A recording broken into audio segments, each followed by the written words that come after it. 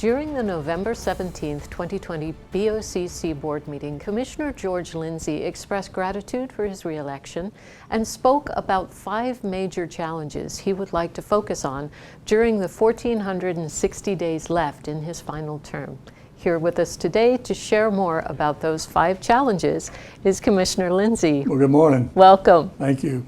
It was kind of a day of reckoning on the inauguration of my final term, first day of my final term, and I realized there was but 1,460 days left, and I could show up, approve the minutes, and pay the bills and the ceremonial things that we have to do, but really I think the public expects more, and I expect more of myself. What are we going to accomplish in these remaining days? So I came up with a list of 5 things that I would like to focus on and hopefully have some influence over the next, now 1,413 days left. The first one, of course, is the long-term water supply at a reasonable cost. We've had this conversation before on the establishment of the Polk Regional Water Cooperative, with the county in partnership with our municipalities and the Water Management District. They have created an entity that will provide the long-term water supply. As we get closer to realization, that relationship is strained a little bit. Some of the smaller cities don't have the long-term supply they need. The cost is going to be substantial. Fortunately, the Water Management District has agreed to help participate in meeting those financial goals. But we're not there yet. And so it's still going to require focused attention. And the board represents all the municipalities and the county. And during the first 4.5 years of our existence, we've had turnovers in county managers, turnovers in city managers, utility directors, elected officials. So the consistency of that message has to be maintained as we have these evolutionary changes in leadership. So I hope to be able to provide some of that institutional memory as we go forward, and then pass the baton to someone who succeeds me in that long-term goal. There is no more cheap water, and the cheapest water that we do have is conservation. So that's got to be a major part of what we do going forward. The next major issue is transportation, and we got some serious transportation challenges in the county. The east side of the county has half the lane miles that we have on the west side of the county, and the population is growing. So we're going to have to recognize the backlog that exists and figure out how we're going to fund it and prioritize these projects. The good news is we have about $700 million of money in the bank for projects that are on the board being built today. The bad news is we got $850 million of projects that we don't have the money for, and that list is growing daily. The third, of course, is affordable housing and workforce housing. Workforce is kind of a vernacular for teachers and firemen and law enforcement and nurses and the folks that help make our county run, and being able to have affordable housing to meet their needs. That's a constant challenge. And of course, those who are underemployed, their challenges are even greater. So we're going to have to make sure that our rules and regulations and the programs that address that issue stay on the front burner to move that issue forward. The fourth item is recycling. We kind of have a mixed message between the city and the county. The county has accepted one standard of what we will accept for recycling. And this is really driven by what do we do with this stuff after we collect it.